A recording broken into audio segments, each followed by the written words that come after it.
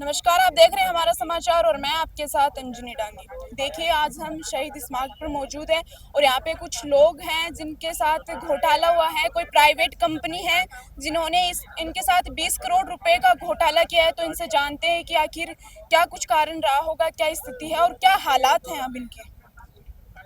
हाँ जी। पूरी स्थिति बताइए सर। ये धरना जो है, एक कंपनी है XPO.RU करके, उन लोगों ने ये पिछले 4 वर्ष में पूरे हिंदुस्तान के 20 राज्यों से इसमें करीब 4,78,000 लोगों को जोड़ा और हर तबके के लोगों का इन्वेस्टमेंट ये कह के करवाया कि इस पैसे से आपका बिल्कुल सेफ है, कहीं नहीं जाएगा और आपको 10 से 15% मुनाफा हर वीक आपको दिया जाएगा। तो इसमें आप ये देखिए कि एक मेरे काम वाली मेड से लेकर के करोड़पति तक लोग इसमें इन्वॉल्व हो गए।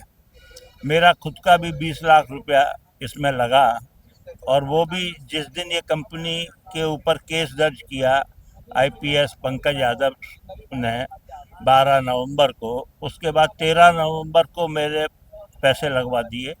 फिर 18 नवंबर को जिस दिन ये कंपनी बंद हो गई, उस दिन भी मेरे से आकर के मेरे जो इलीट लीडर थे वो 10 लाख रुपए और ले गए और मुझे कुछ नहीं बताया कि ये कंपनी इस तरह से बंद होकर के जा रही है, भाग रही है, आप इसमें पैसा मत लगाओ।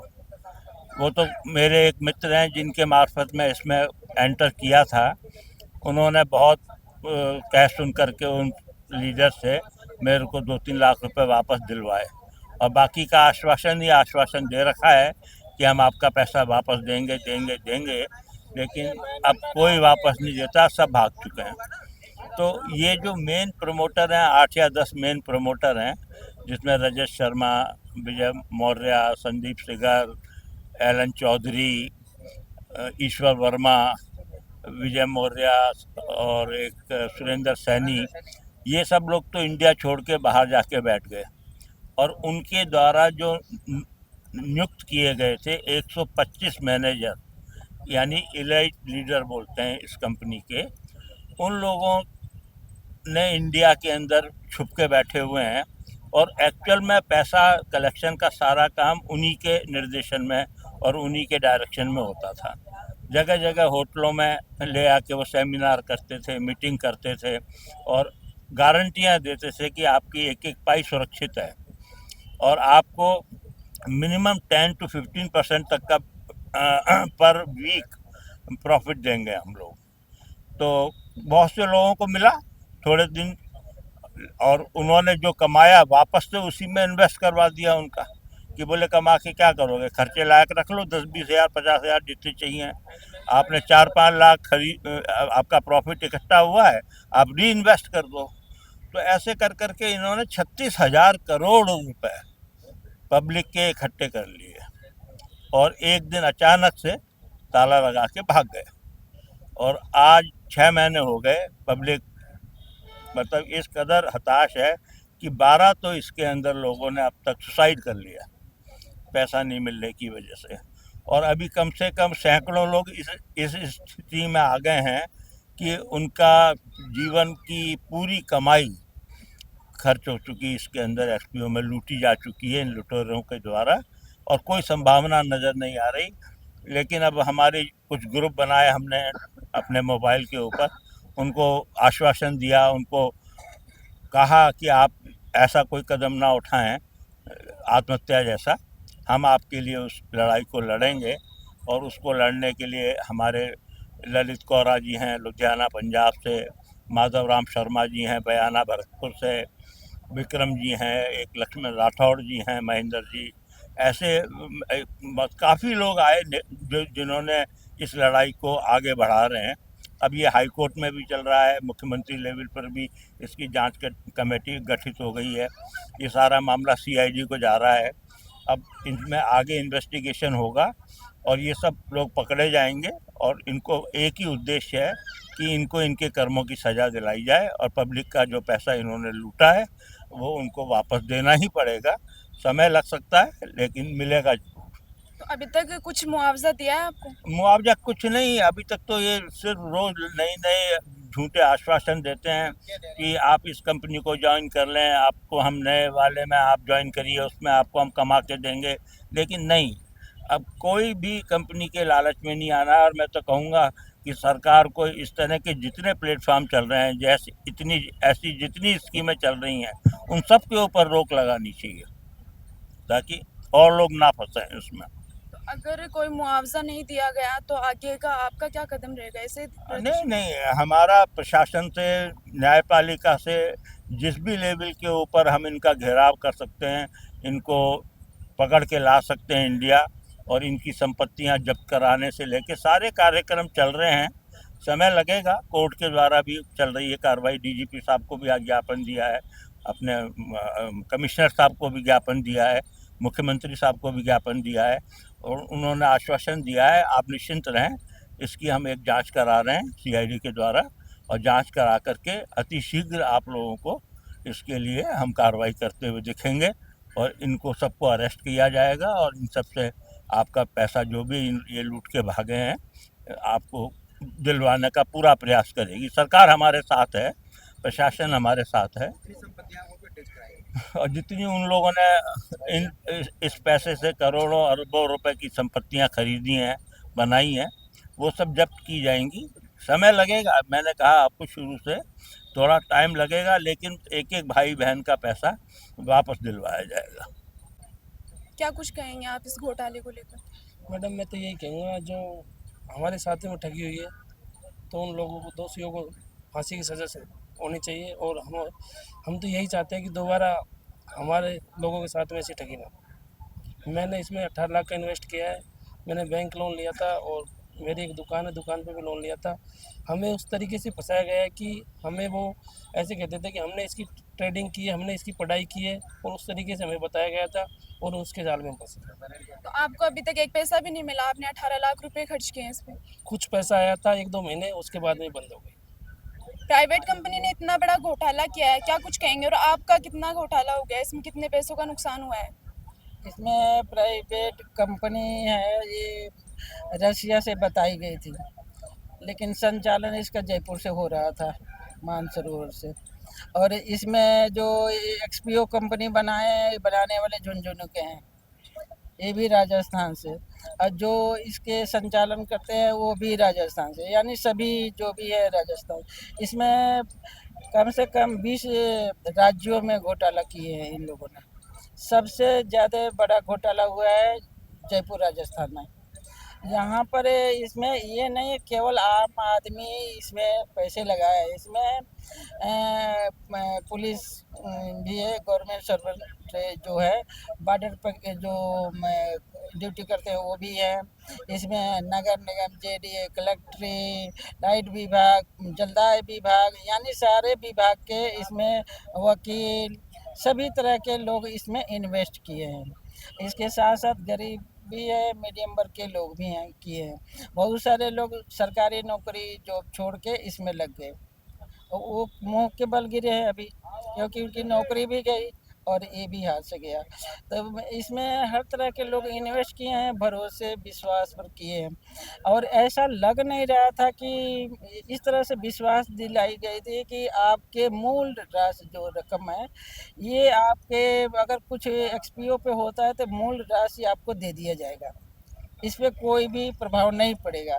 तो मैं अभी ये पीछे हट रहे हैं, जो इन लोगों को ये कार्रवाई करने के लिए मांगा गया विधानसभा पर धरना, अरे यहाँ शहीद स्मारक पर धरना इसलिए दिया गया है कि इनकी सुनवाई हो। एफआईआर दर्ज कराने जब जाते हैं तो एफआईआर दर्ज नहीं होती है, तो सभी थानों में है कि एफआईआर दर्ज हो इस मामले में। और दूसरी ये है कि मूल रकम जनता की दिलाई जाए।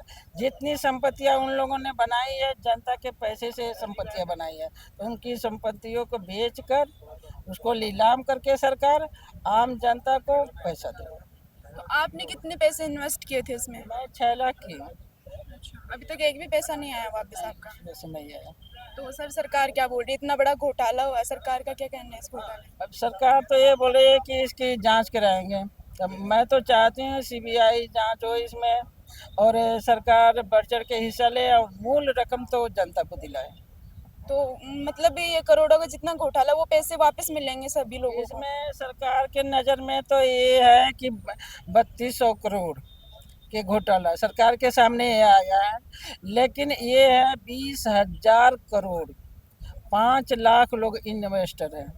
तो इसमें सरकार को गंभीरता से लेनी चाहिए इस समस्या पे, इस समस्या के समाधान भी होनी चाहिए, क्योंकि आपके सामने लोग धरना प्रदर्शन जो भी देने आए हैं कितने दुखी हैं, परेशान हैं, और ये अब के अन्य राज्यों से भी आए हैं, यहाँ कर्नाटका से भी आए हैं, दिल्ली से भी आए हैं, भरतपुर ये अपने राजस्थान से लोग हैं, जोधपुर से आए हैं, हर जगह से आए हैं, यहाँ पे यूपी बिहार से भी आए हैं।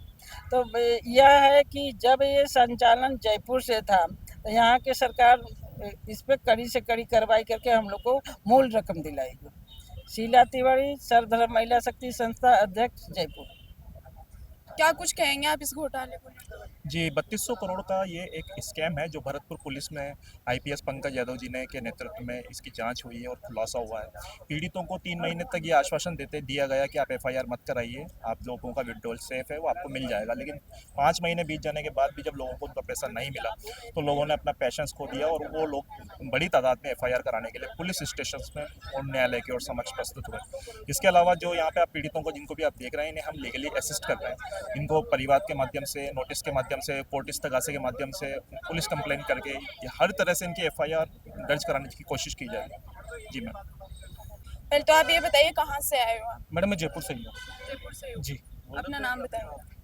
मेरा नाम प्रेम है। अच्छा, ये बताइए कि कितने रुपए इन्वेस्ट किए थे आपने इस कंपनी में?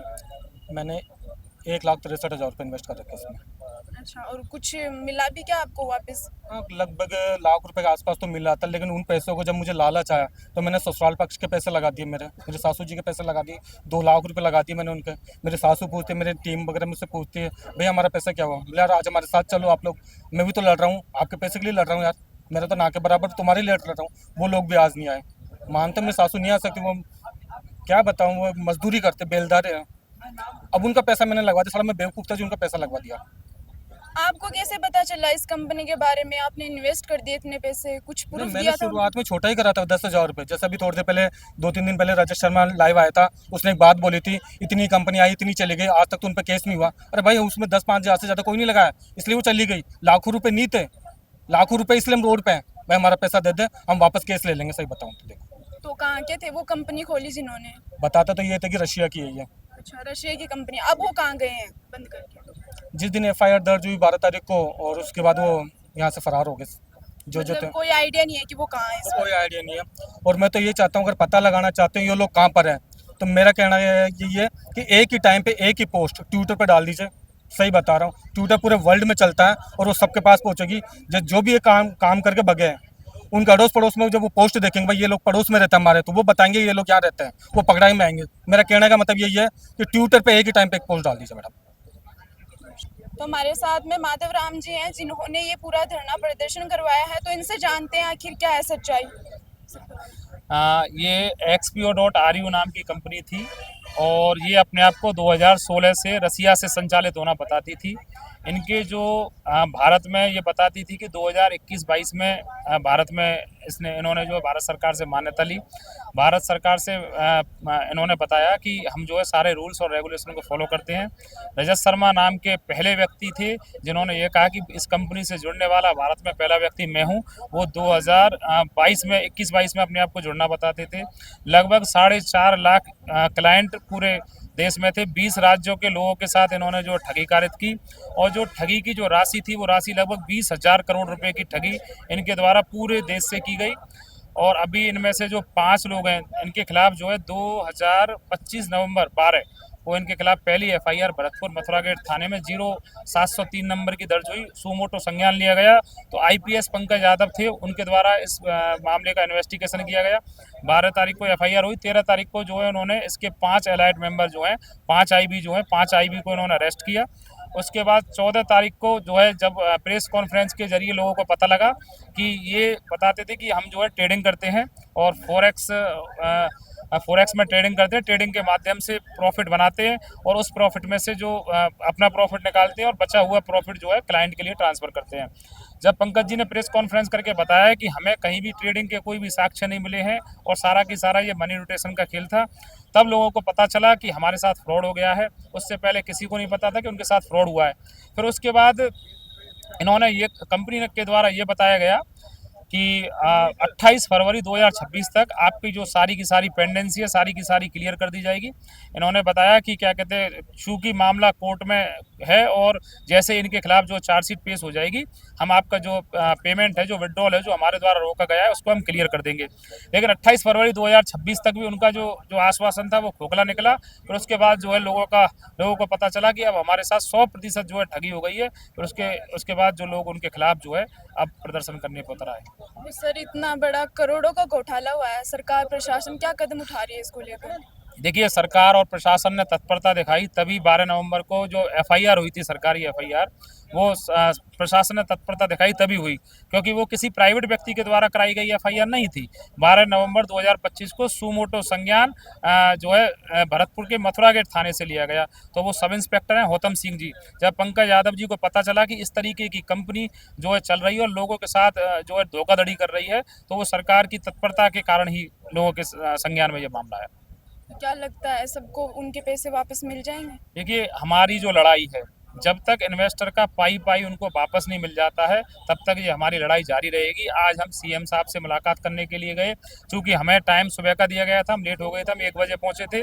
हमारी सीएम साहब से तो मुलाकात नहीं हुई, उनके ओएसडी हैं, उनसे मुलाकात हुई और ओएसडी जो है उनके सामने हमने पूरा की पूरा मामला बताया कि इस तरीके से। तो वहाँ से हमें उन्होंने जो है बिल्कुल ठोस आश्वासन दिया है कि आप लोग निश्चिंत रहिए, इस मामले की गंभीरता को लेते हुए, और हम इस पर जो भी होगा वो बताएंगे और हम आप लोगों से कोऑर्डिनेट करेंगे। उन्होंने हमें बिल्कुल आश्वासन दिया है। शुक्रिया सर। तो देखिए, तमाम लोगों से हमने जाना कि कैसे एक्सपीओ कंपनी जो एक प्राइवेट कंपनी है, उन्होंने उस पर इन्वेस्ट किए और उस कंपनी ने इतना बड़ा करोड़ों का घोटाला करके और वो कंपनी जो है अब लापता हो गई है। अब सभी लोगों की आश जो है प्रशासन पे टिकी हुई है कि प्रशासन जो है उन्हें न्याय दिला सकता है, उनके पैसे वापस ला सकता है। तो हमारी भी यही दरख्वास्त है प्रशासन से भी कि उनको जल्द से जल्द न्याय मिले। आगे भी तमाम छोटी बड़ी अपडेट्स के लिए बने रहिए हमारे समाचार के साथ। नमस्कार।